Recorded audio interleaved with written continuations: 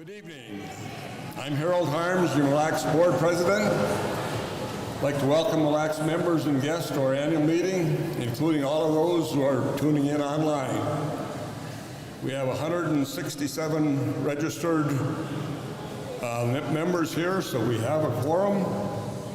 And please, if you can, please stand and join me with the Pledge of Allegiance. I pledge allegiance to the flag of the United States of America and to the republic for which it stands, one nation, under God, indivisible, with liberty and justice for all.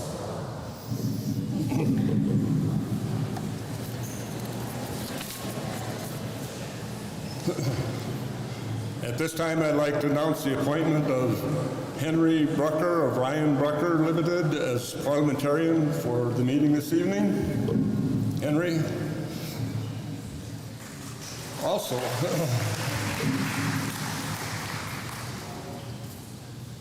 in your packet, you have a booklet that contains the minutes from last year's annual meeting. For those watching online, a digital version of this annual report booklet can be found on our website. We will dispense with the reading of the minutes, as a copy is available to you in your booklet. Is there a motion and a second to approve? Make a motion, use the yellow card that was in your packet. Just lift it up and we have a motion. Do we have a second? All those in favor signify by showing your card for aye. Opposed? Carried. Motion passed. The agenda is on the back cover of that same booklet. We have a motion and a second to approve the agenda as printed. All those in favor, please raise your delegate card. All those opposed? Motion passed. The auditing firm of I. Bailey conducted an audit of our financial records as of December 31st, 2024, in accordance with generally accepted auditing standards and government auditing standards. In their opinion, the financial statements presented fairly reflect the financial position of MLEC's Energy Cooperative. The full report can be seen at the MLEC's office. Is there a motion and a second to approve the audit report? We have a motion and a second. All those in favor, please raise your card. Opposed? Motion passed. Few introductions. We start with the MLEC's Board of Directors. From District 1, Mark Anderson. There's Mark. District 2, Carol Hunt. District 3, myself, Harold Harms. District 4, Eileen Domingue. District 5, Patrick Murphy. District 6, Bruce Robinson. District 7, Mike Green.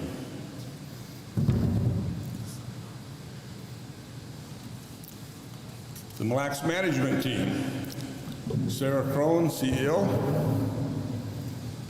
Stacy Clough, IT and Broadband Manager. Corey Bricks, Construction and Right-of-Way Manager. Tony Anderson, Engineering and Energy Services Manager. Mark Bosak, Accounting and Finance Manager. Mary Ward, Human Resources Manager. Others, Deborah Shute, Administrative Services Supervisor. Nikki Kramer, Assistant to the Administrative Services Supervisor. Cassie Peterson. Give Cassie a big hand because she's done a lot of work to put this meeting together.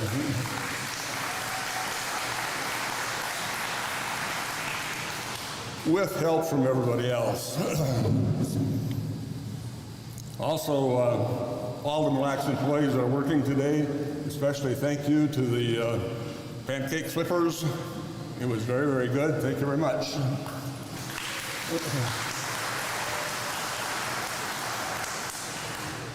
We also, I think, have a couple past board members in attendance. Vern Waters is around here somewhere. And there's one more. Where'd he go? Okay. And then I'd also like to introduce a special guest. We have a guest came up here from the cities, John Tuna, Minnesota Public Utilities Commissioner. John, welcome.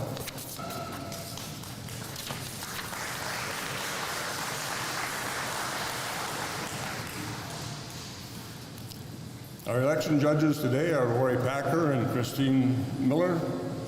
They will be counting the ballots received today and will add them to the votes received by mail and online for announcement of the final results later this evening. In District 1, there was only one member who filed for the open director position.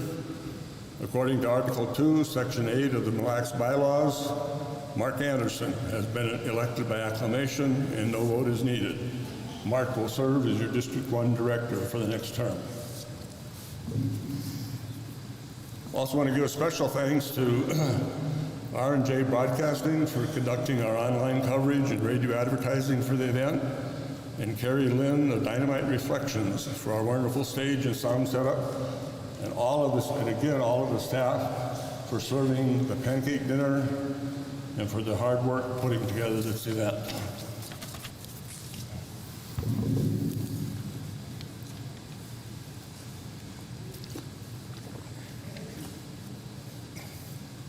It's only water.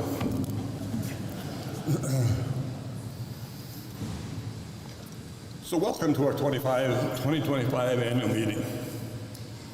Thank you for taking time out of your busy schedules to spend this evening with us and your fellow members.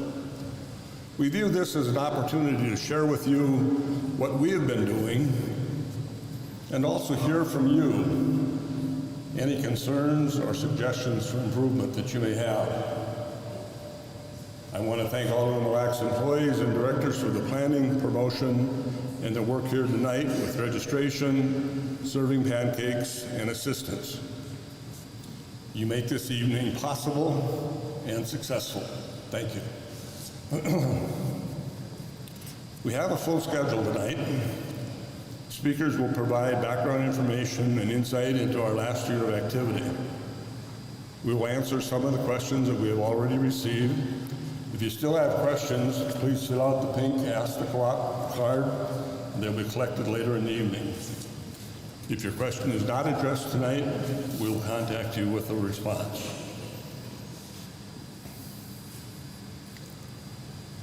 Moving forward while remembering the past is our theme this year.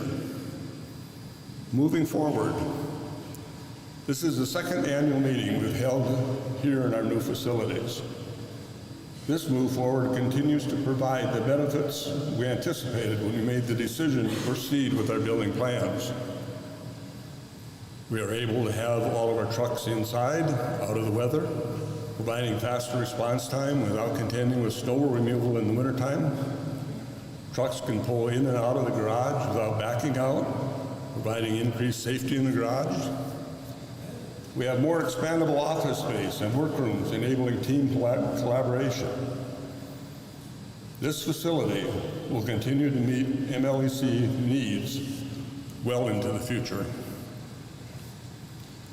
Moving forward means expanding our fiber network. Fiber continues to grow much faster than we envisioned when we first started fiber installation. We continue to search out grants to serve more areas with fiber. We currently have over 1,200 miles of fiber installed with over 2,300 subscribers. Our overall take rate, which is the number of contracts received divided by the number of potential passing, is 60%, with rates over 75% in some of the first areas we installed. Those are good metrics for any fiber installation. They're very good for a fiber installation in our type of service territory. And this area continues to grow as we offer much needed service to our members. And moving forward, we continue to look for even greater opportunities while striving to keep expenses in check. So remembering the past, well, you saw an example of this in our pancake meal. Pancake days were an old staple of MLEC Energy until they were discontinued several years ago. The annual meeting planning committee thought that this was the year to bring back the pancakes. Remembering the past means maintaining excellent service to our members, whether this is maintaining our right-of-way for fewer outages and faster response time when an outage occurs, helping our members with building or service questions. We strive to deliver the best service we can. We also closely monitor industry changes in technology, supply chain issues, and political changes that can impact on our service or on our rates. While we can't avoid rate increases forever, we strive to control the costs that we can to keep rates as stable as possible. I hope this gives you a little bit of what we consider as we manage MLEC Energy Cooperative, not just for today, but for years into the future. The future is filled with uncertainty, political, climate, costs, weather, and more. Please be assured that your electric cooperative, your elected directors, the management team, and all employees will strive to manage this uncertain future with your best long-term interest in mind. Thank you for attending the 2025 annual meeting as we move forward while remembering our past. Thank you.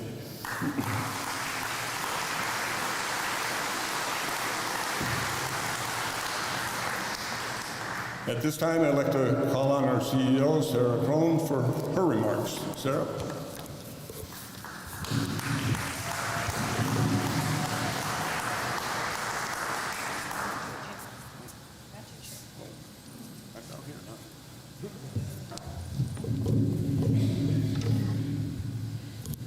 Good evening, everyone.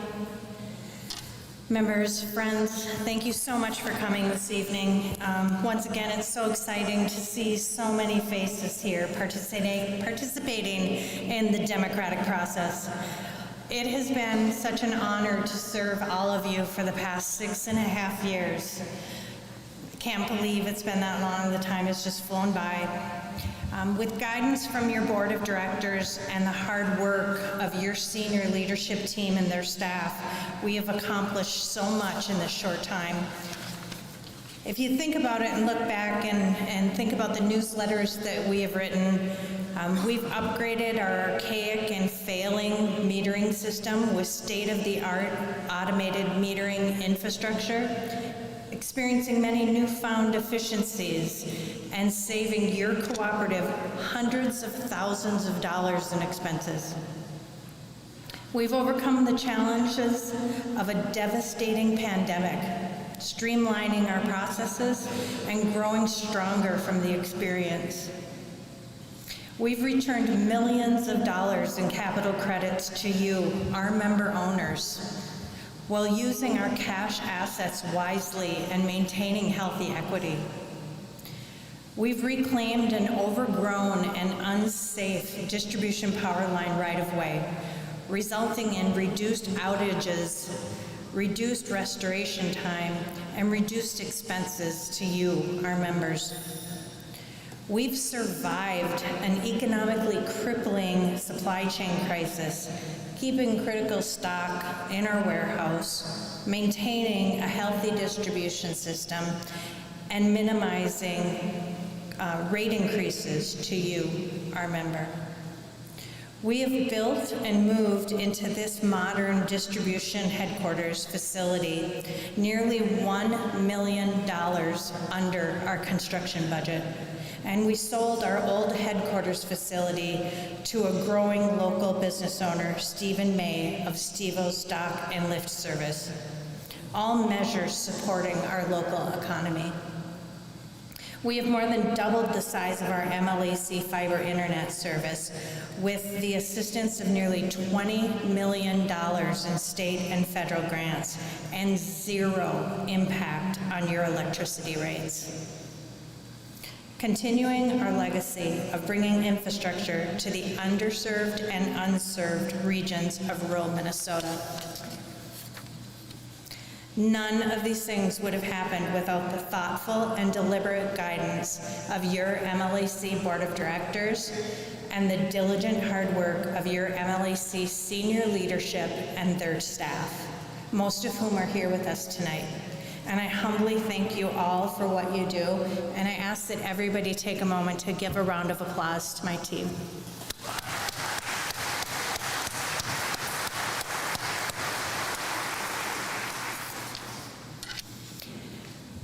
I'd like to take a few minutes to talk about the cooperative business model. And if you read your May Outlet newsletter, you may have noticed my column highlighting the 7 cooperative principles. Principle 2, democratic member control. It's why all of you are here today. Democratic member control is a form of governance that sets electric cooperatives apart from for-profit, investor-owned utilities. It's a unique model, one that the state of Minnesota has language in state statute that specifically outlines how electric cooperatives interact with municipal utilities and investor-owned utilities. Electric cooperatives established by cooperative law under the state statute 308A may perform every act and thing necessary or proper to the conduct of the cooperative's business or the accomplishment of the purpose of the cooperative. Basically, this is acknowledging that electric cooperatives are not-for-profit organizations, that they're organized under cooperative law in the state of Minnesota, that we're operating within a very strict purpose, that we're guided under our articles of incorporation and our bylaws, and that we're governed, by a local board of directors that are members of this organization. And because this scope of work is so narrow and defined, State Statute 216B also indicates that because cooperative electric associations are presently effectively regulated and controlled by the membership under the provisions of Chapter 308A, it is deemed unnecessary to subject such utilities to regulation under this chapter as specifically provided herein. So just want to take a minute to talk about what that means. What it's basically saying is that electric cooperatives are already successfully governed locally by the members of the cooperative, by every one of you people in this room. You have directors in this room that are elected by all of you, and we just did that tonight. These directors are elected with a charge of fulfilling the needs of the individual districts for which they serve, as well as the cooperative as a whole. So when any of you hear any of our employees indicate that we're not governed by the Public Utilities Commission, that's what they're trying to say to you, that we're governed by our local directors first. And then if things aren't worked out, we go through arbitration.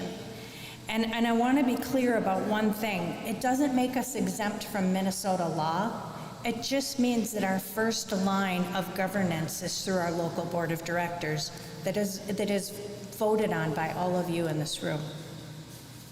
And I think that's a pretty significant difference between the investor-owned utilities and for-profit organizations versus what we have here today, working together for a common purpose.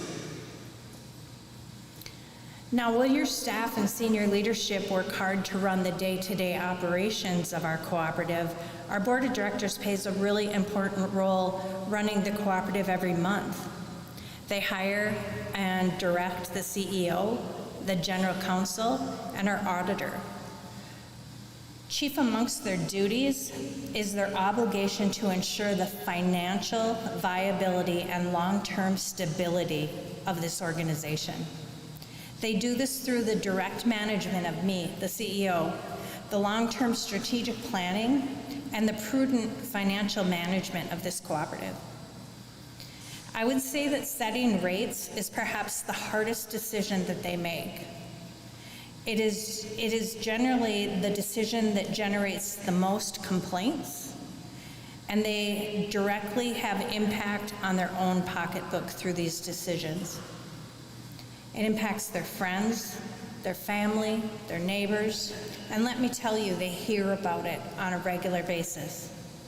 It's also important that you know they're making the best decisions they can make with the best information that they're given one time a month, with the information that we have on what's going to happen to our co-op in the next 3 to 5 years. And it's also based on the money that we know that we have coming in to pay the expenses going out the door. It's a lot like setting a budget for your own house. And you know, we're a little bit bigger than the house. And once you set a budget, everything that happens the next day can change that budget. Unexpected expenses like a leaky roof, a large car repair, a hospital bill, a wedding, a baby, a house fire, they can all throw a wrench in our best laid plans. But I want to give you a real life example and show you one thing, just one, that we're facing in the next 3 to 5 years here at MLEC Energy. The state of Minnesota is among 24 states, plus the District of Columbia and Puerto Rico, that have a renewable portfolio standard requiring all public utilities to generate or procure 100% of their electricity from renewable sources by 2040. So how do we do that? The obvious first step is to find ways for our power supplier, Great River Energy, to either generate or purchase 100% carbon-free energy by 2040, and Zach's going to talk a little bit about that today. The second step is to get that power from point A to point B through the transmission grid. While neither of these two things are necessarily easy, the second step regarding the grid is going to be difficult and expensive. Think about the growing needs of the interstate highway network.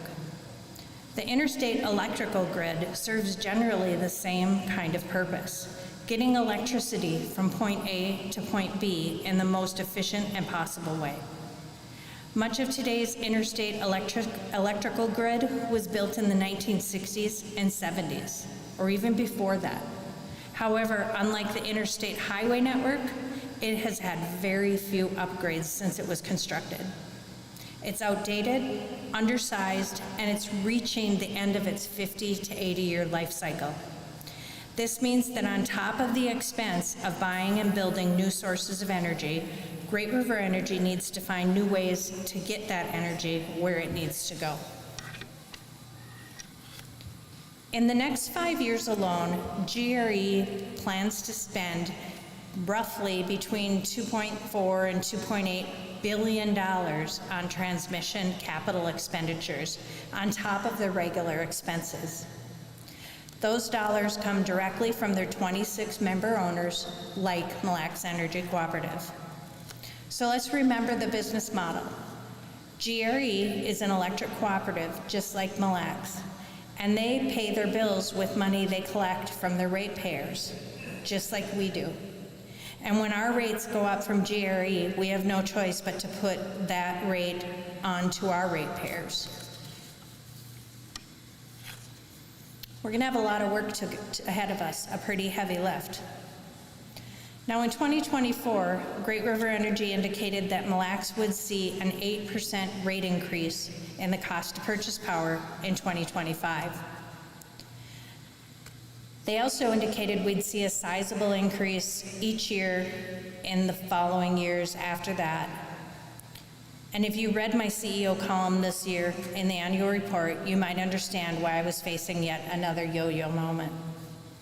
We have done a great job managing MLEC's finances and have held a strong financial position for the past 6 years.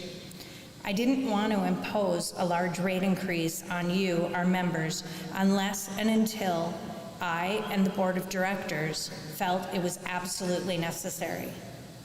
This year, the board agreed to show a direct pass-through of any additional costs incurred from GRE in the form of a wholesale power cost adjustment.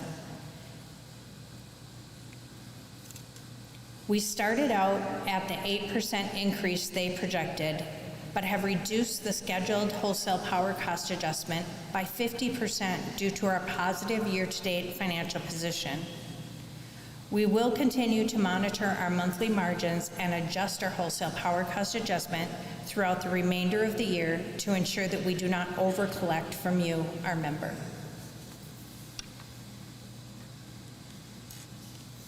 It's important to remember that setting rates is as much an art as it is a science. MLEC bears many expenses to run the cooperative, and at the end of the day, these expenses must all be accounted for. And we know that you, our members, would expect nothing less from us. Much like other utility bills, telephone, mobile phone, cable, internet, trash, recycling, you get a monthly bill if you use those services or not. On your electric bill, you see the wholesale power cost adjustment that I just discussed. You see the per kWh charge, which is your actual usage. You'll see some taxes and possible miscellaneous charges if they're applicable. But what about that access charge? We've had several questions of concern about our access charge, what it's for, why is it so high, when will it stop? And I can tell you we've heard those questions loud and clear, and we respect them, and so has the board. I want to just explain quickly that the access charge is exactly what it states.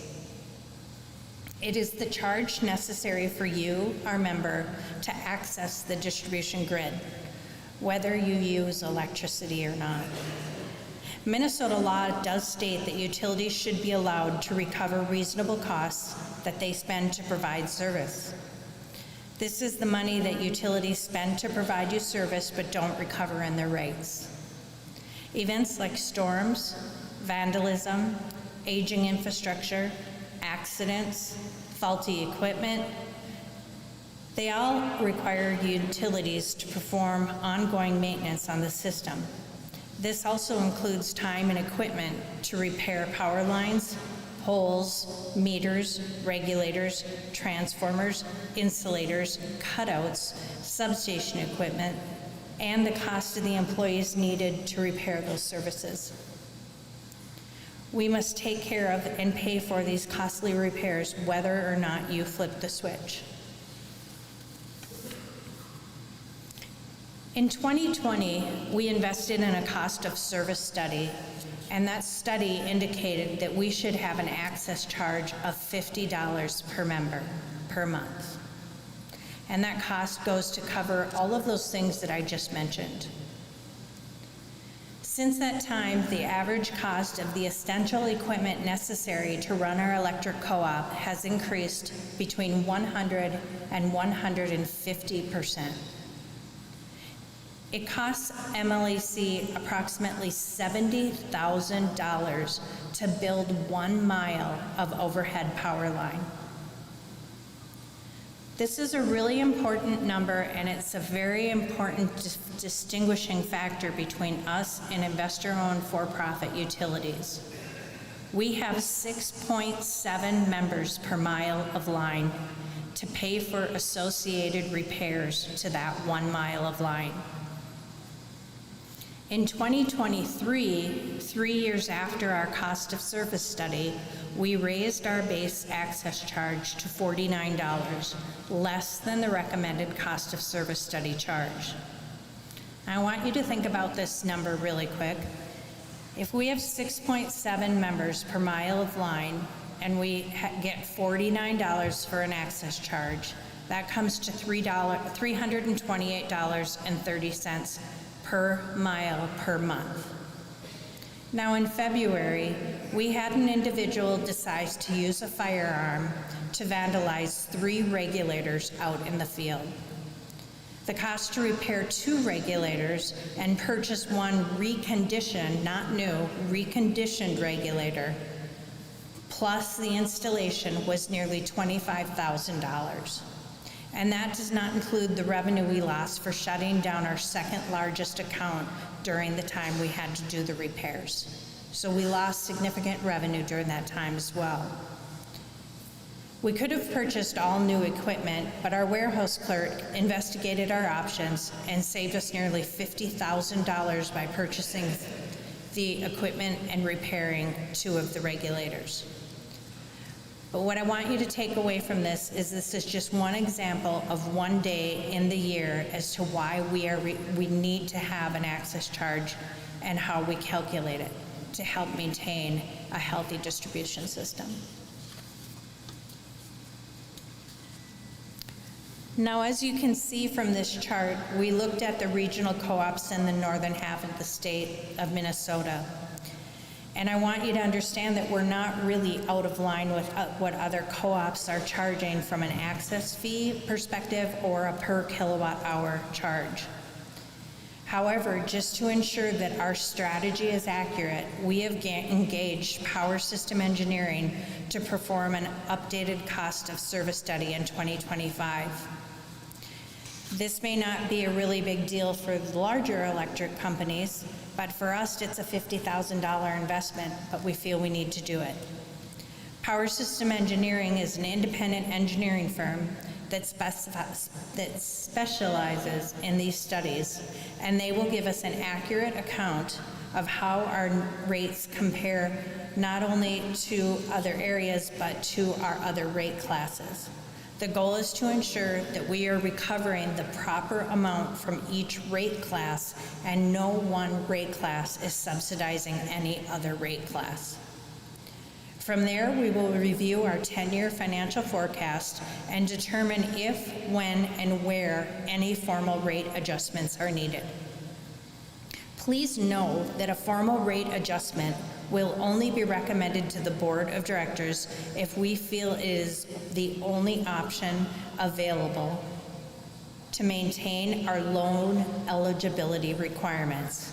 And the Board of Directors will only approve a formal rate adjustment if they feel the reasoning is sound. Before I go today, I want to quickly touch on one last area of concern we are receiving, and that is how tariffs are impacting the energy industry and ultimately member rates. And that's a tough one to answer because it's a complete unknown. As recently as this week, you have heard that some of the tariffs may be lifted or significantly reduced.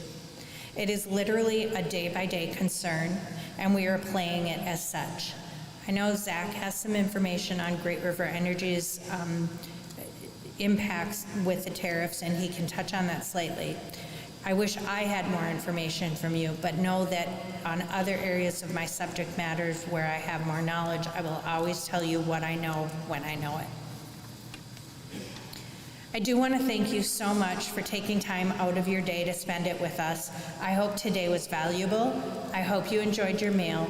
And please know that your board of directors, your senior leadership team, and the staff are doing everything they can to run a safe, efficient, and sustainable electric cooperative that will be here for generations to come.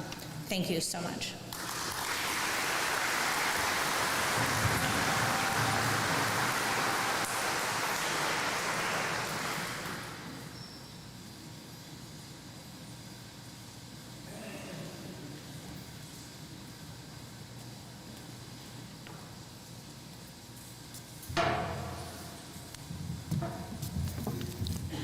At this time, I'd like to have Mark Wasaga come up for the finance report. Mark?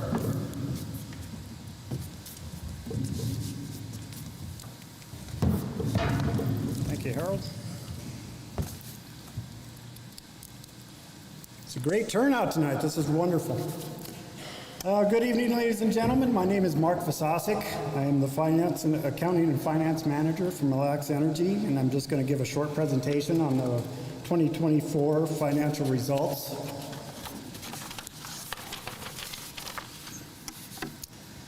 So the first slide that I have here is our operating statement comparing 2023 to 2024. Our total revenue for 2024 was $31.1 million, a 1.4% increase over 23. Our operating margins of $1,647,000 is down slightly from last year's $1,690,000. The operating margin is 5.3% of revenue. Non-operating margins are down by over $550,000, mostly due to lower patronage from GRE. Other items included in non-operating margins are interest income, sales of generators, other electrical services, MLEC fiber, and satellite services.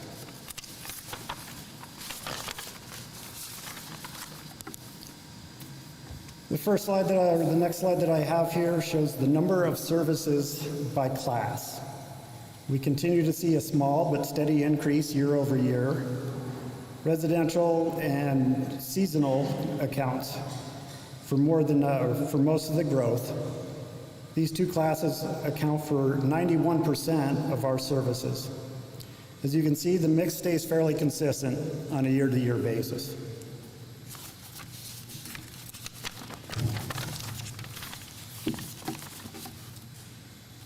The next slide shows the kilowatts sold by the same service classes. Again, the mix stays fairly consistent, but we did have another decline in 2024. We had a decline of about 5% from between 2022 to 2023, and an additional 1.1% decline from 23 to 24. January and February this year are quite a bit colder, so I really expect to buck that trend for the next year. Probably going to have a little higher.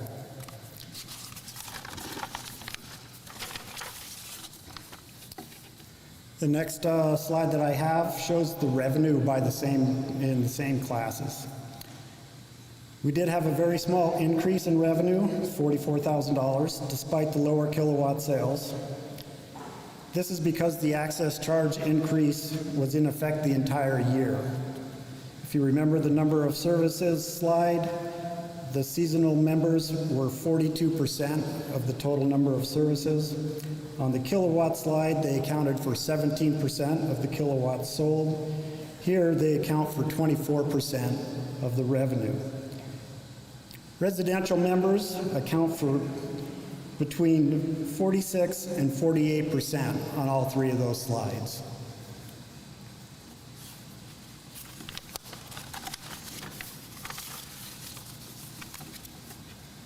The next slide that we've got here basically shows where your dollars went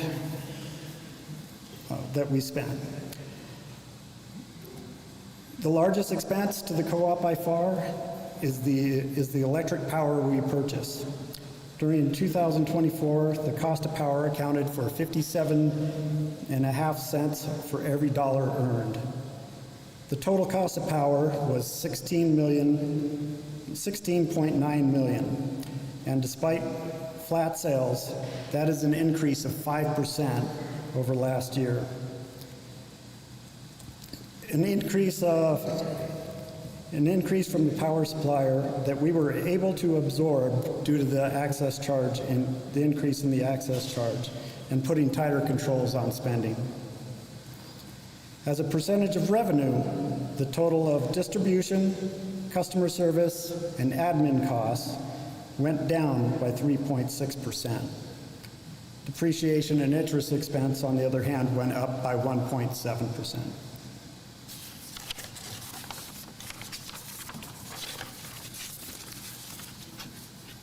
The next slide shows the assets on the balance sheet. Looking at the assets on the balance sheet, we can see that the total utility plant went up by over $10 million. Much of the increase is from the building, but we also continue to invest in our substations and expansion of our infrastructure. Overall, our total assets of $107.5 million is an increase of $6.7 million from year end of 2023.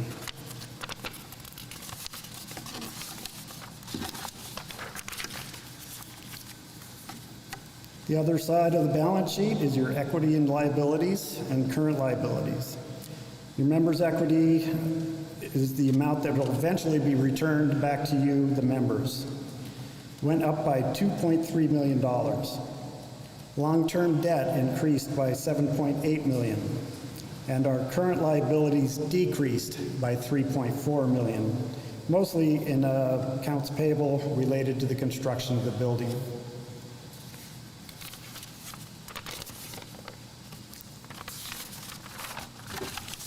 And lastly, I would just like to say MLEC Energy Cooperative finished 2024 in a strong financial position. All of our key financial ratios continue to be comparable to other co-ops of similar size in Minnesota and across the country. Despite the challenges of flat energy sales and increase in power costs, we finished the year with positive margins for our members, and we were well suited going into in the years to come.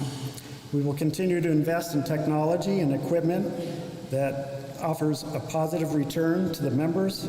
And again, thank you for coming out. It's good to see you all.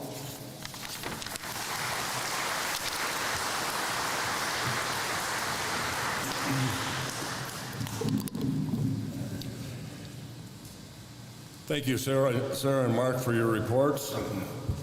At this time, I'd like to introduce our guest speaker, Zach Krasicki from His Power Supply Director at Great River Energy. Zach is the Director of Resource Planning at Great River Energy. His department focuses on long-term strategy and planning, including analytical work like energy and demand forecasting, modeling in addition to regulatory affairs, and contract and resource acquisitions. Prior to his work at GRE, Zach worked for the Minnesota Department of Commerce and the Indiana Department of Environmental Management. He received graduate degrees from the Indiana University, focusing on energy, economics, and policy. Please welcome Zach. Thank you, Zach.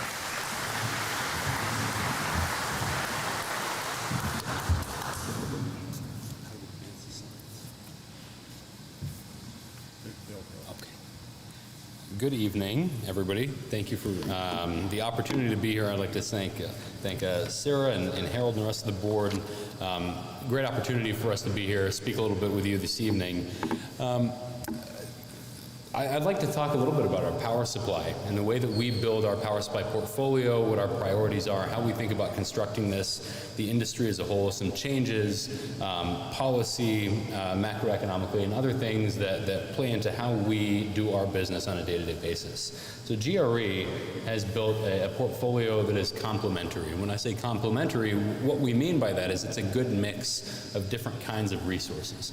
Similar to when you're thinking about building your investment portfolio, you want to have a diverse mix of different assets that do different things, that have different levels of risk exposure.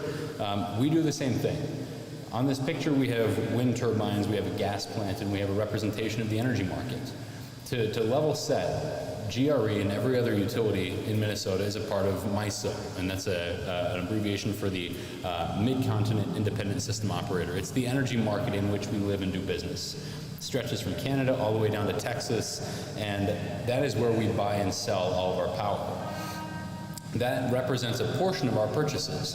When we talk about our portfolio and the energy mix of our portfolio, we have a very good balanced mix of how we serve our members with respect to the energy that we provide them in our portfolio.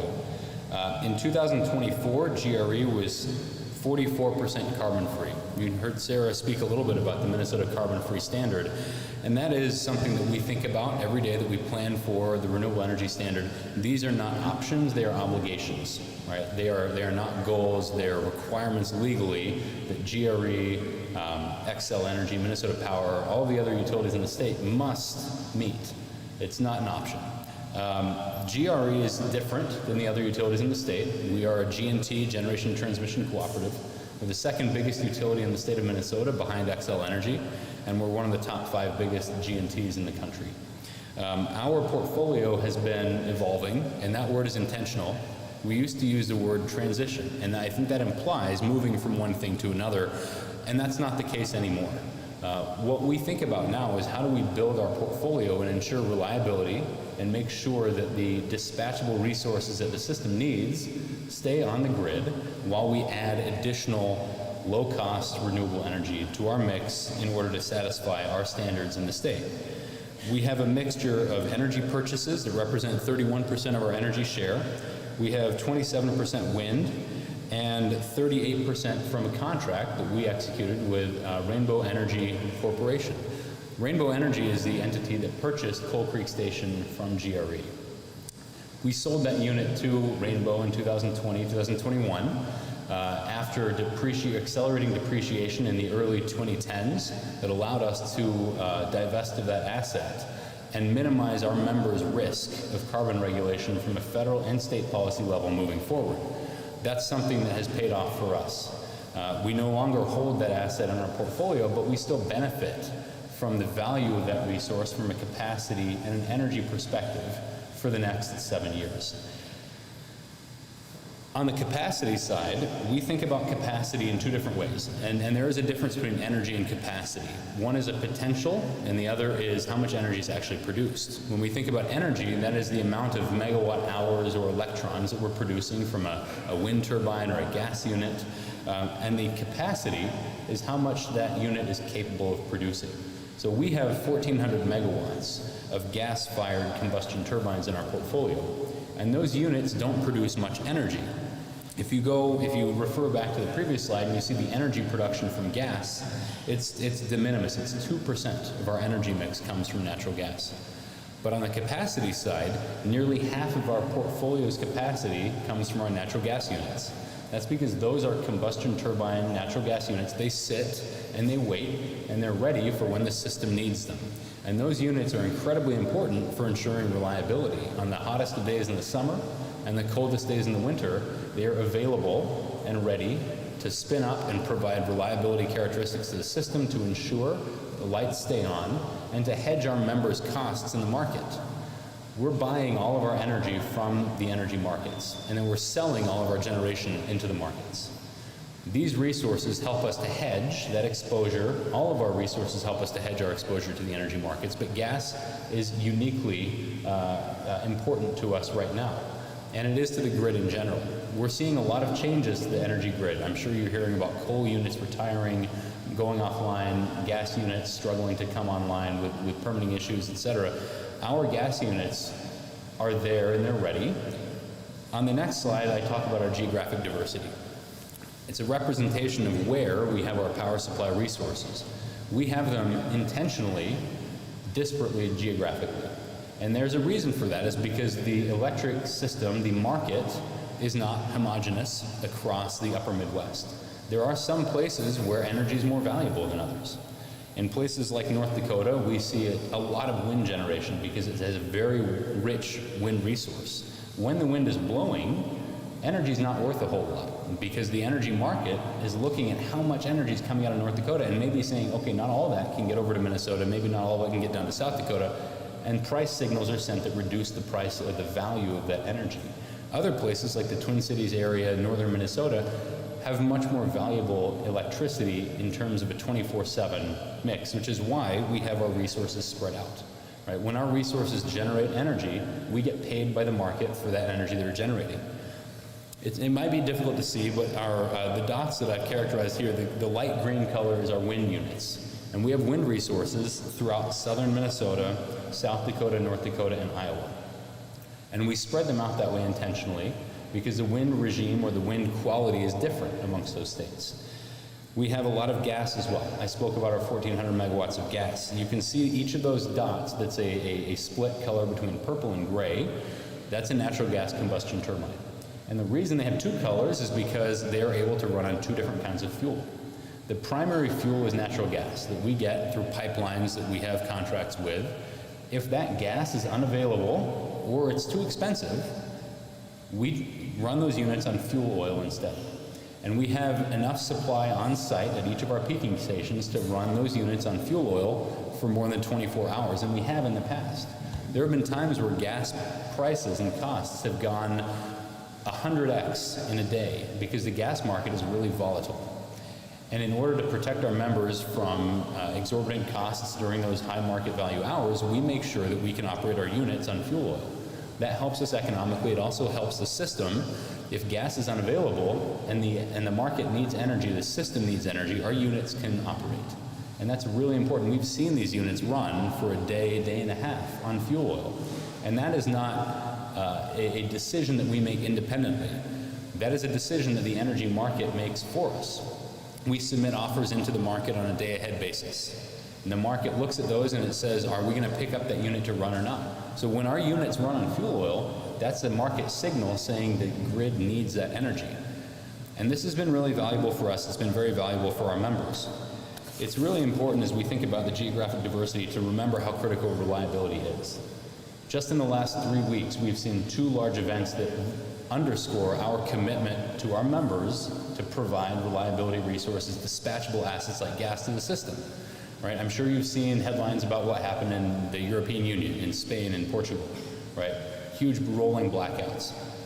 We do not want that to happen, right? And we're planning our portfolio, and the MISO market is sending signals to every utility that lives in this market as to how we build our portfolios to ensure that doesn't happen. We also, just last week, received a price signal from the market as to how valuable capacity is in the summer. Summer capacity is really valuable, and we see this on a continuous basis. Over the last 3 or 4 years, we've seen the market tell us that capacity in the summer is really, really valuable. Sent a price signal that it was 20 times more valuable than capacity at other times of the year. That tells us that we need accredited capacity. And there's a difference between just having a bunch of solar and wind on your system and having solar and wind and gas. Resources count differently in the market. 100 megawatts of solar in the market does not get you 100 megawatts of accredited capacity that we need to count towards our requirements in the markets. It maybe gives us 3 or 4 megawatts in the winter, a little bit more in the summer, but the same thing is true with wind. Wind, 100 megawatt resource, maybe gives us 17 to 35 megawatts of credit around the other times of the year. That's because these resources are not dispatchable, right? We can't, as a utility, press a big red button and dispatch wind and solar. We have to wait for that resource to be available. Okay, and so when we build our portfolio, this gas gets a 70 to 90% accreditation, right? So our 1,400 megawatts of gas peaking generation gets us more than 1,200 megawatts of accredited capacity. That's really important. And it's also important to keep that in mind as you think about and hear about utilities retiring coal plants. If you retire a 500 megawatt coal plant, it's not as simple as just adding 500 megawatts of gas or 500 megawatts of wind or storage or solar. You need to make sure that you're replacing those resources on a one-for-one basis. If you replace a 500 megawatt coal unit with solar, you're going to need thousands of megawatts of solar to make up for that, right? And that is a huge cost proposition. And that's one of the reasons why GRE has been hesitant to invest in solar. We do not have solar on our power supply system because today it's not a great fit for us on a power supply perspective. Our demand forecast, illustrated here, shows that from 2014 to 2020, we saw fairly steady growth. And steady is, it's being generous. We have about a 1% compound annual growth rate. It's not much. From 2000 to 2010, we were seeing substantial growth, right? We saw 2-3% annual growth. When the recession happened in 2008, 2009, we saw a lot of energy sales go away, right? And the way that we had been forecasting our energy system then indicated to us that economic data, economic indicators like household GDP, income, things like that, they no longer predicted energy sales. So when the economy came back in 2010-11, that was great, but the energy sales really never did. They stayed flat. And so we had to change the way that we forecast to make sure that for our members, we're doing a better job of forecasting our demand and our sales so that we know exactly what we need to build in our portfolio, right? That fundamental change to our forecast methodology has really helped us to better understand what our members' constituency is, how you use energy, and how we need to forecast and build our portfolio to best serve our members. If you go back one slide, you can see a stark increase in light blue. This is not what we are forecasting, but what we have written here is data center scenario, right? I'm sure you've all heard about data centers. Every utility in the country is getting requests for large new loads to interconnect to their systems. This is a challenge, but it's also an opportunity for us, right? More energy sales means more unit sales, and it means more support for our portfolio, more support for us on the rate side.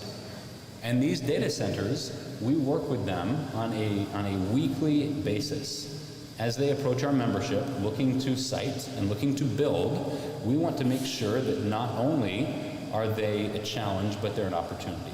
And we talk to them and we make sure that they know that they are responsible for helping us achieve our carbon reduction goals, for meeting our renewable energy goals. That is a condition of them coming here, right? So they know that they cannot just be a burden to the utility system, drop a massive data center down and say, we'll see you later. That's not how we're approaching this. We're approaching this in a cooperative and constructive manner with our members who have these loads that are inquiring to make sure that they do their fair share and that they bring resources to the table and that they bring assets to the table that will help us minimize the impact to our members and make sure that that is an acceptable impact and that they also help us achieve our carbon goals. The next slide talks a little bit about our regional rate comparison. And you heard Sarah and others speak about the rates.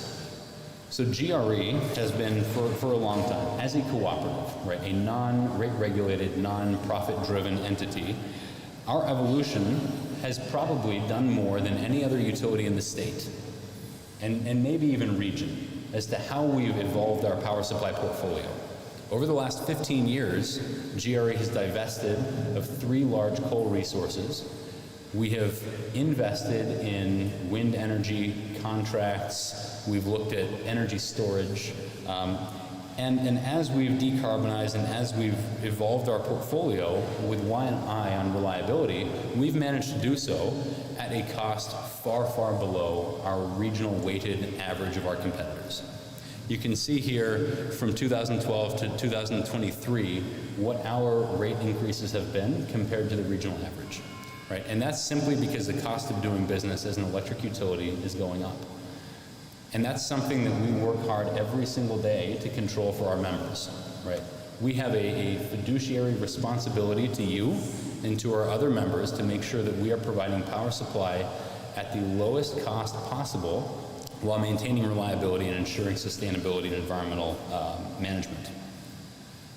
The next slide talks a little bit about our power supply strategy.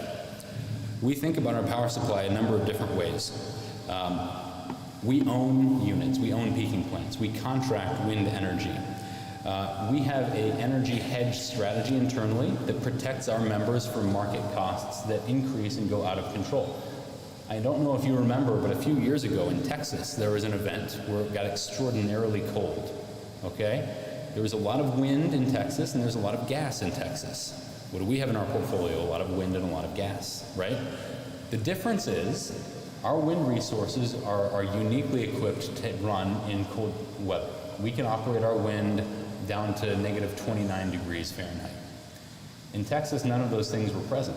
And they also didn't hedge their portfolios particularly well. There was a lot of exposure in the gas markets to prices, right? And that exposure caused a enormous cost burden on those ratepayers that live in that area.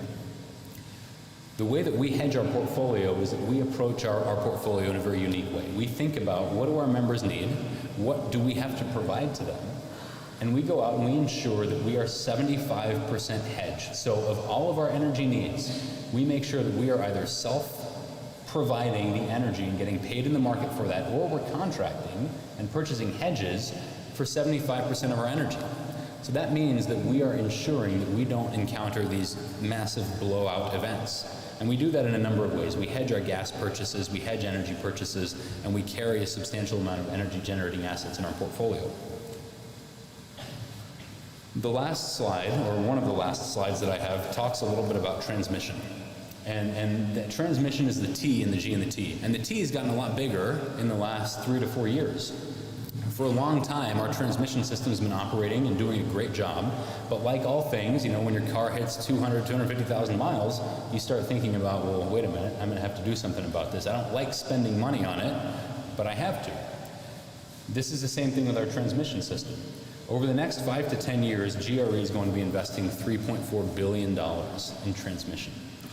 Of that $3.4 billion, we have an investment potential of about $2.2 billion in the regional transmission system. And what that means is that the grid operator, MISO, that I've talked a few times about, plans the transmission system and then slices and dices and allocates who gets to invest in that. The rub is that everybody pays, right? Everybody pays for transmission, but the people who get to invest in it also get the revenues from it. So our members and every ratepayer in Minnesota, every cooperative ratepayer who's a part of a utility in MISO is paying increased transmission costs over the next 10 years. GRE has managed to win a huge amount of transmission investment. So that's absolutely helping us to reduce our rate impact over the next 10 years.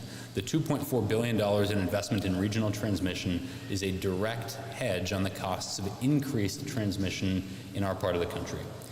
We're actively involved in developing 5 interstate transmission projects in the MISO Long-Range Transmission Plan, one of which you may have heard of through the service territory is the Northland Reliability Project. It's a 180-mile, 345 kilovolt transmission line from Grand Rapids to the Becker area. We have another project, Alexandria to Big Oaks, that's running between Becker and Alexandria, as well as leading in 3 more projects, including a 400-mile, 765 kilovolt transmission line that traverses across Minnesota from east to west. And this is the first time that a 765 kV facility has been built in Minnesota.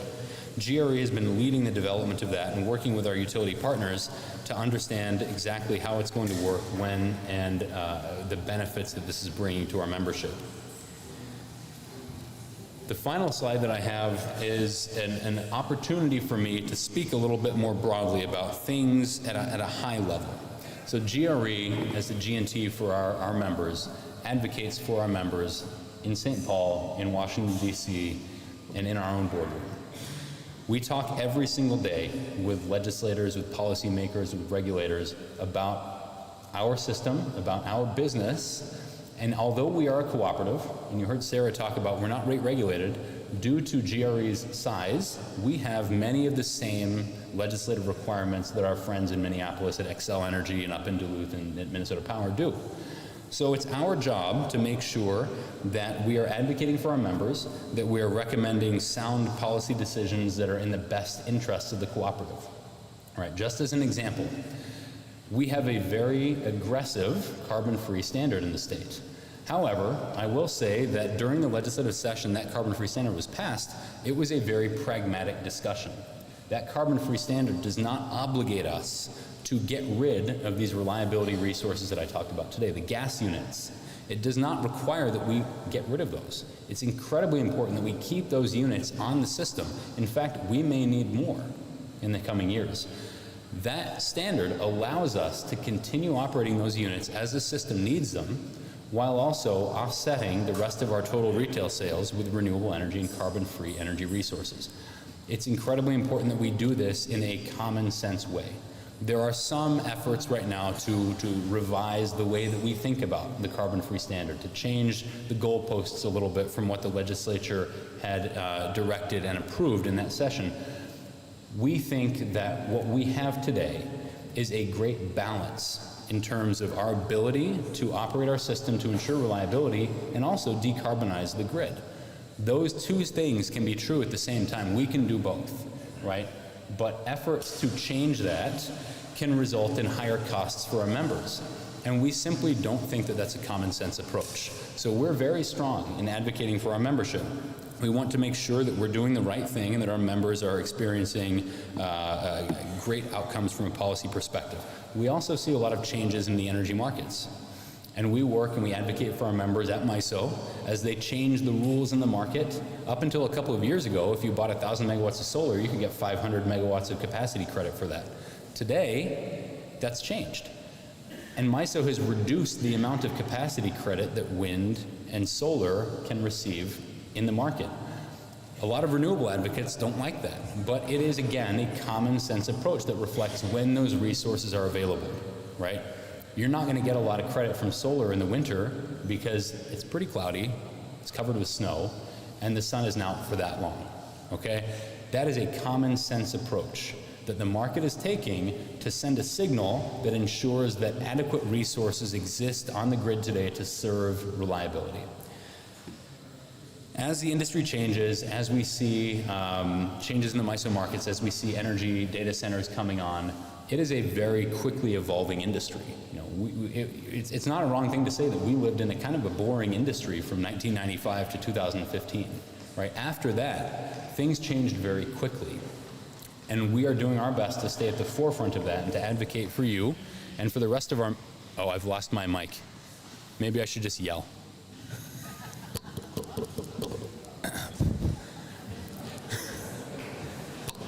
I'm still up.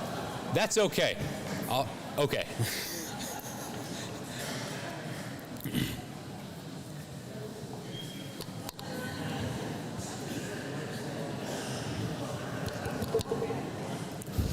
It's not on yet. That's okay. I can finish. I got 4 kids. I can raise my voice. So we're in a great spot, right? I'll wrap it up by saying GRE is doing all we can to work with our members, to work with the state policymakers, to work with regulators, and to advocate on behalf of our members, to ensure common sense policy as we develop our portfolio, as we build transmission. It's a really exciting time. I'm available for questions as the board and as Sarah want us to take them. I'm not sure if we want to hold those till the end or not. I will be around. The last thing that I wanted to mention was GRE's charitable contribution to MLEC on behalf of our Operation Roundup. No, that's fine. This is a little bit better. So I wanted to present to Harold GRE's charitable contribution to Operation Roundup in the order of $7,500 that we send to MLEC. We're very grateful, and we're excited to work with them. We're happy, and it's just a great time in the energy industry, and it's really exciting. So again, I'm happy to answer any questions, and I don't know what we want to do with the mic. Thank you, Doug.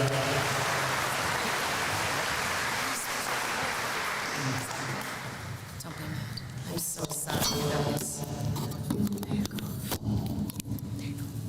Thank you. Thank you, Zach. I'm sure glad you're dealing with this stuff on a daily basis instead of me. The other thing I hope that you all will take away from tonight's meeting is, in case you didn't know already, there are a lot of moving pieces between where the electricity comes from and what happens when you flip that switch. A lot of moving pieces, and they all have to work together instantly, or you're not going to have your lights come on. So thank you, Zach. Thank you, everybody. At this time, I'd like to introduce the Trust Board Representative, Chuck Chatsko, for the Trust Board report.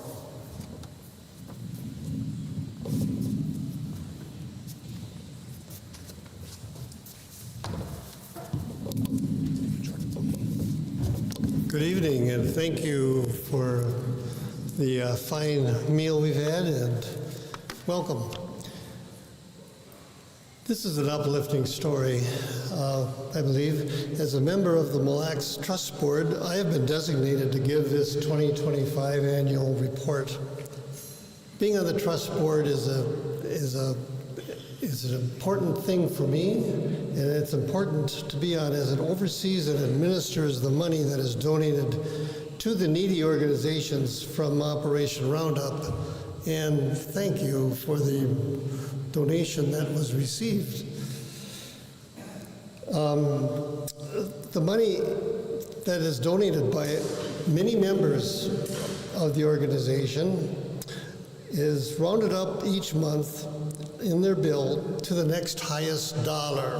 Now that doesn't seem like much, but there's a lot of people in this area, and about 87% of all people donate to this and participate. The donation adds roughly $6 per year for each person. That also seems like a low amount, but because there's so many participants, it adds up to approximately $20,000 each quarter that we get to distribute to those in need. This program was started in 1998, 27 years ago. And since that startup time, over $1,633,700 has been distributed, and this is quite a sum. The board meets regularly each quarter to evaluate the applications and distribute the money. There are 8 people on the board, 1 from each district and then 1 at-large member. All of us are volunteers, and we serve a 3-year term, which can be extended 1 term. But going off the board, new members are nominated and chosen, but an ex-member can reapply and re-participate if they wish. The current members on the board are Lisa Anderson from Garrison, Ken Waffen-Smith, Deerwood, Mavon Prokofiev, Brainerd, Bethany Sellers, McGregor, Marina Wall, Palisade, Bob Nelson from Aiken, Doyle Jelsing from Aiken, and myself, Chuck Shatsko from Aiken. The board is guided by bylaws and trust funding policies.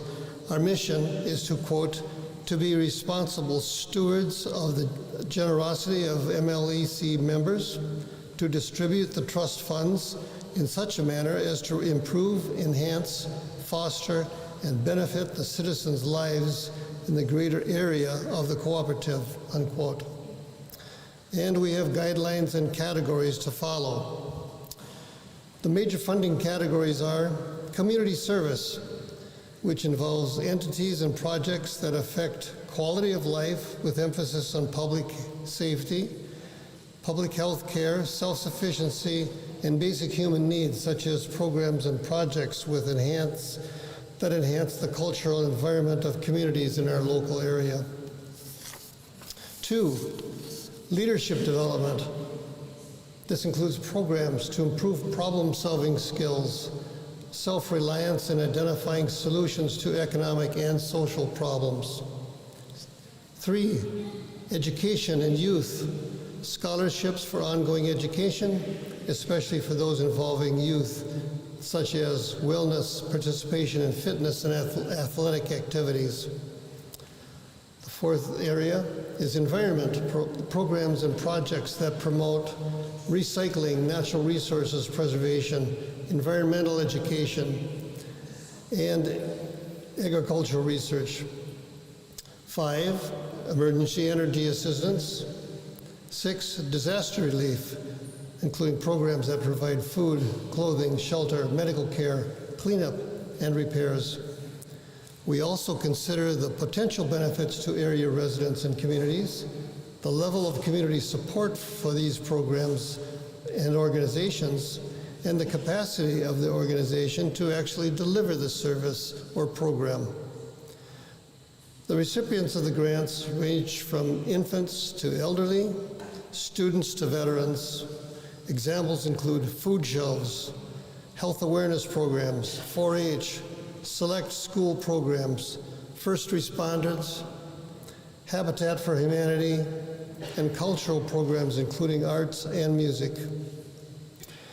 Since 1998, the impact of that $1,633,700+ has made a very positive difference for our citizens in the MLEC area. Again, we want to thank all the MLEC members that participate, and also the foresight of the governing board to start and continue this great program.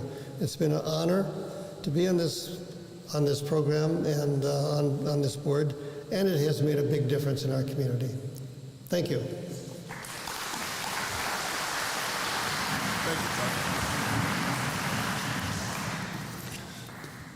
Thank you, Chuck. Every time I hear the report, I'm always amazed at how just a few pennies a month from each of us can generate such a remarkable return and impact our communities. If you're not already contributing to Operation Roundup, sign up. All those pennies go right back into the community to support the communities that we serve. This time I'd like to call on Henry to announce the election results.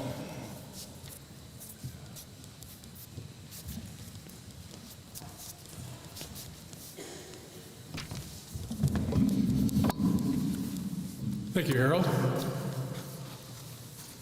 As Harold mentioned earlier in his remarks, for District 1, Mark Anderson was unopposed and was elected by acclamation. District 2, and let me back up one step. I want to mention the total ballots cast.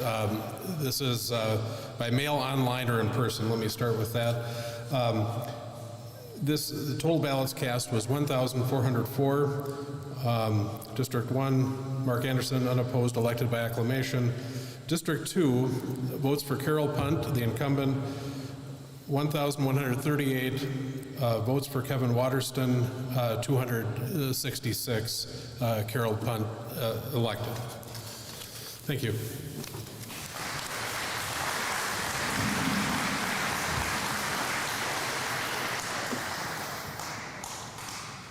Thank you to all of the candidates, and congratulations, Carol, on your election.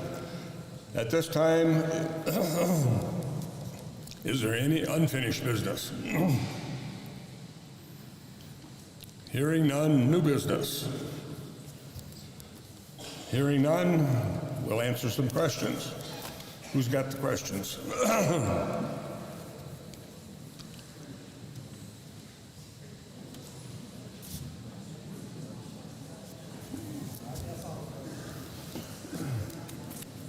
Oh, good, we don't have any questions.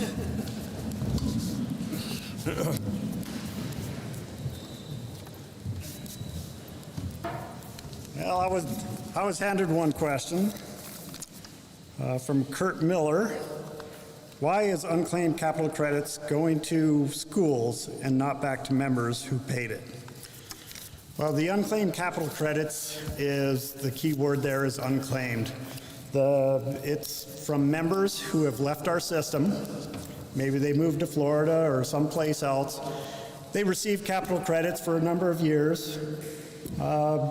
We don't know what happens after a certain point. Their checks start coming back to us.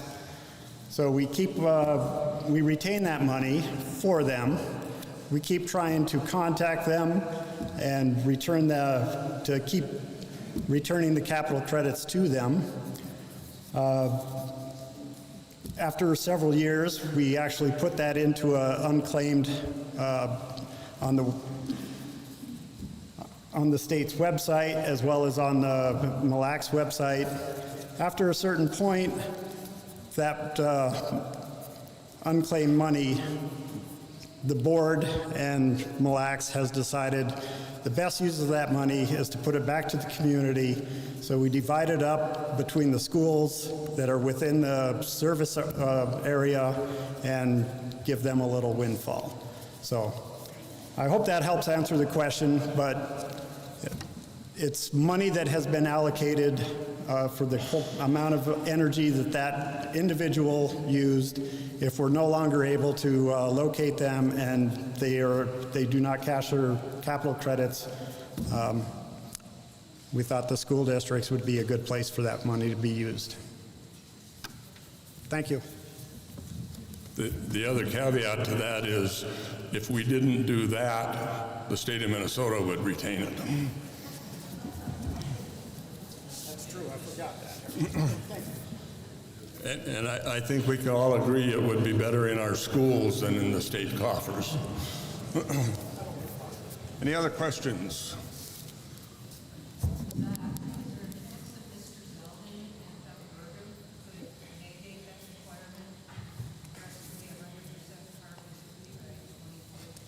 Can you give her a microphone?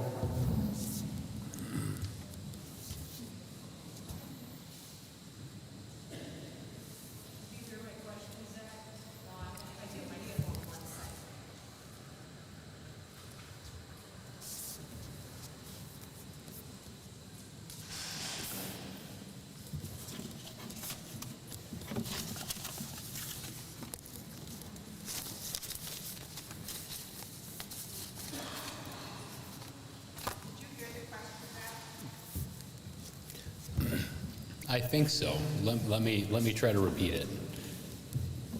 I believe you're getting a microphone right now. If it doesn't work, I'll try to repeat what I heard. Okay, let me just repeat it. So I believe you said, is there an opportunity for the federal government to intervene and to roll back the Minnesota standard? Is that generally right? Yeah. So it's an interesting question. It's a question of federal versus states' rights. You know, this administration puts a premium on states' rights. However, we have seen a couple of executive orders come out, one of which that removes the ability of power plants over 50 megawatts to retire. And so this administration has issued a number of executive orders targeting the energy industry. While we don't think it's possible that the federal government directly intervenes and says, you know, thou shalt not pass any state policies that we do not like, they can administer executive orders and make federal policy that they can potentially enact through the FERC, or the Federal Energy Regulatory Commission, that could change the way that utilities have to address some standards, right? So in the event of, let's just use a unit up north, which is Boswell, right? Minnesota Power has been very public about saying they want to retire that unit. If we still owned Stanton Station, which we retired in 2017, today we may not be able to retire that. That could impede our ability to meet the 2045 goal. Now, I can't say one way or the other if the federal government will or will not try to intervene in state policy, right? But what we know today is that we have a very firm target in the state, and we are on track to meet it, right? We're going to be 90% decarbonized by 2030, and we're tracking to meet our goals in 2030 and 35. Beyond that, we will always do our best to comply, right? And so that's what I'll say on that issue. But we have seen this administration focus more on energy than past administrations. Thank you, Zach. Other questions? Stick around. There's a question right there.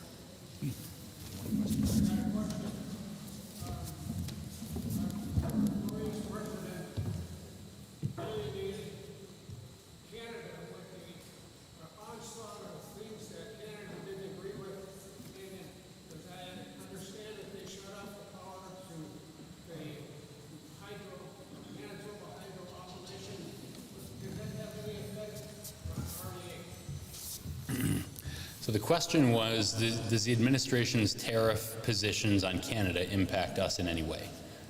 Right now, we think the answer is no. We do have a contract with Manitoba Hydro. That contract is a smaller contract, it's 200 megawatts. And the way that contract works, it's just a direct pass-through. So Manitoba Hydro flows energy down GRE's transmission system as it's available, and then we pay them whatever the market rate of that energy is at the settling point, so it's a direct pass-through. Right? And we don't get much energy off of that contract. On an annual basis, we get maybe 150,000 megawatts. Our portfolio is producing over 7.5, 8 million megawatt hours. And so that is a very, very, very small portion of our portfolio. And since we just pay whatever the settling point price is, today, even though we don't think the tariffs would apply to it, even if tariffs did apply, we're only going to pay whatever the tariff differential is on that very small portion of energy. So in terms of a real dollar impact, we don't think it would have much of one. But there are other entities that have much larger hydro contracts with Manitoba, and then others in New York that could see impacts that potentially we do not. Now, that being said, Sarah did ask me to talk a little bit about tariffs. I will say this, we are seeing a little bit of an increase in costs on everything due to inflation, tariffs, et cetera. We're seeing that on the wind side, the solar, the gas, everything. And so we are doing our best to forward procure assets. We've bought wind before we had to. I'll just say we purchased wind in 2022, 23, and 24 that we didn't need to purchase, but we knew we were going to need it in the late 2020s. We purchased that wind, and now that cost of that wind has doubled in the last 3 years, right? So we made a conscious decision to do things before we had to, and now that's working out very well for us because the cost of wind and solar has just gone through the roof in the last 2 years. Thank you, Zach. Yes, another question. 2045, the questions about 45 are 100% carbon free. And you said we're on track for that, but what Sarah said at the beginning of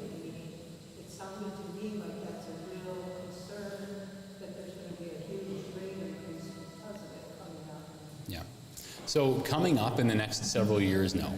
So today, GRE is already 44% carbon free. By 2030, we're going to be 90% decarbonized from where we were in 2005. So we don't see any issues, no incremental actions that we have to take prior to 2035 to meet the standards. Right now, the standard is a load-based standard, which just means that we need to retire RECs or some other kind of environmental certificate against our retail electric sales. So if we have 10 million megawatt hours of retail electric sales, we need to retire 6 million RECs or some other certificate in 2030, 9 million in 2035, and 10 million in 2040. The incremental cost of those certificates could represent some sort of economic risk to us in the future, but right now we can't put a price on that. So we can't think 15 years in the future what's going to be the price of a renewable energy certificate in 2040. We can only control what we do today, and what we're doing today is tracking our membership for compliance through 2030 and 35, and then when we get there, we can have a discussion about what it looks like. The statute does allow for utilities to request an off-ramp. And so the legislation was explicitly written in the event that the standard does cause substantial economic hardship to ratepayers or cooperative members, we can go to the Public Utilities Commission and request an exemption from that standard if we can demonstrate a need for that exemption. So if it costs us twice what we thought it was, if it makes us double our rates to meet that standard, we're going straight to the commission and saying we want an exemption, right? If we think that the standard is going to cause reliability issues, we're going straight to the commission, right? And so the standard does allow us to do that. We don't think we're going to have to exercise that because we've planned and put ourselves in a position to comply. But if we do find ourselves needing to do that, we will have no issue going and requesting that off-ramp.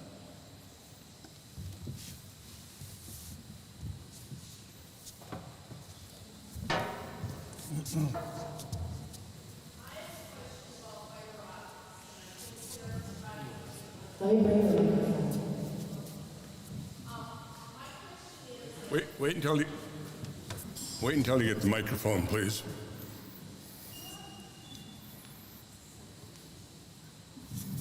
My question is about fiber optics, and I think Sarah's going to be the one to answer.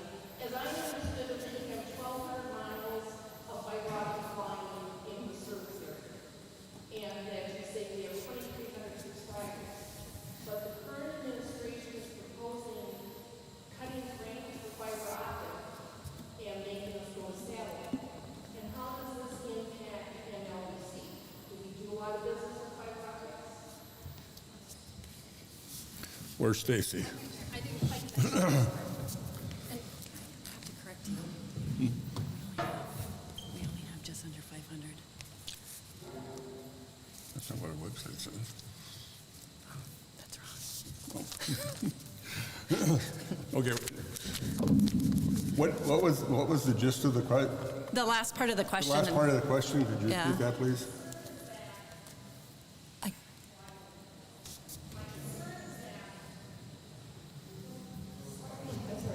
My concern is, or my question is, how many more miles of fiber optics do you foresee in the MLEC area? And if the grants are going to be cut by Washington, and they're going to tell us that we have to take satellite as our internet provider, how does that impact MLEC financially? Okay. Well, I know how it's going to impact us, because we're relying on Starbucks for a So I have to make one correction. We actually only have just under 500 miles of fiber in the ground, so there's some disconnect somewhere. We'll get that figured out. But as far as, yes, I agree, the government is looking at grants being cut, but we rely, most of our grants have really come from the state, and our state is very proactive, and they're going to keep our border-to-border grant program going as long as they can. So even though we've gotten some federal money, we're still there'll still be money out there to get. Yep. Oh, and since I'm here, I had two questions, and they're both similar. When will I get fiber optics in the Glen area? We are close, actually, to Glen. We just finished a project last year that We're just north of Glen, and then we're also just south of Glen. However, the Glen itself is an area that is served by SCI, and so is, for funding purposes, we are not allowed to apply for grants in that area, but that doesn't mean at some point in the future we won't overbuild SCI. We just don't at this time have a good time frame on possibly when that would happen. The other one was for the Onamia area. So I recently just submitted a $6.7 million grant for BEAD funding, which is a state and federal program. It would cover some portions of Onamia that would allow us to get closer to those residents down there. So hope to hear soon on those if we were awarded that. Should know sometime in the next couple months. Yeah. Pardon?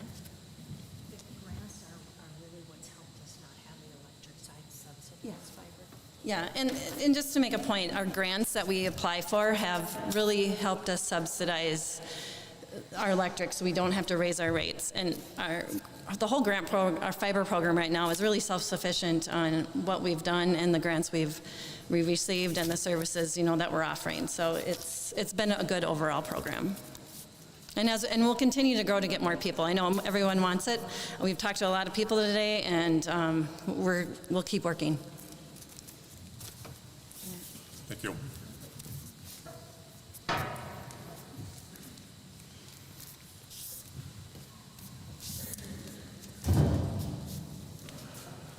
See if I can do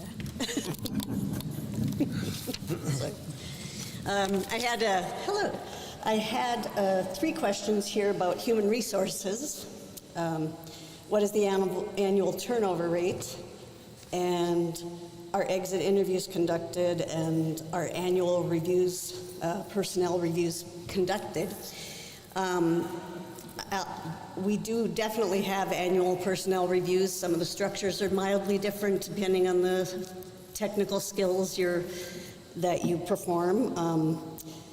The exit interviews are conducted and the results are provided to the CEO, and they can be anonymous or people can feel free to offer who they are. And we do take those seriously. We take everything seriously that way. And what is the annual turnover rate? It does vary year to year. The average is very low. It's a business where people love to work here, and they're very dedicated to the job, and the members tend to stay till they retire. So as we maybe get some years, and some of us boomers, you may have a spike in turnover for very valid and healthy reasons, but it's a wonderful place to work, and I've never, as an HR person, seen such a dedication by employees, because they really respect the members in the community. Thank you. Thank you, Mary.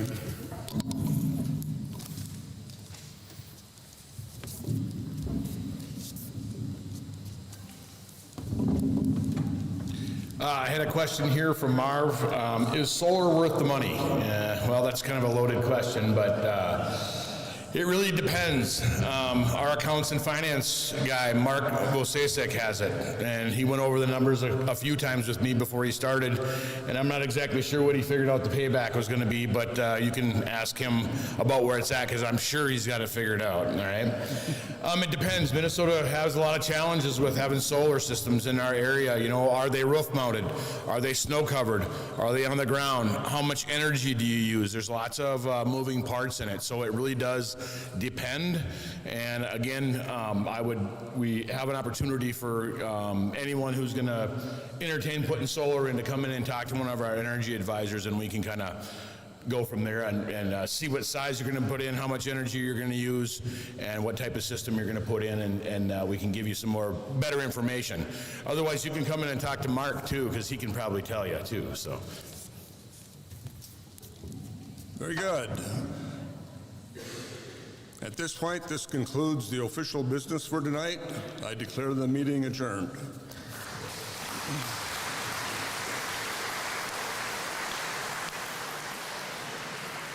And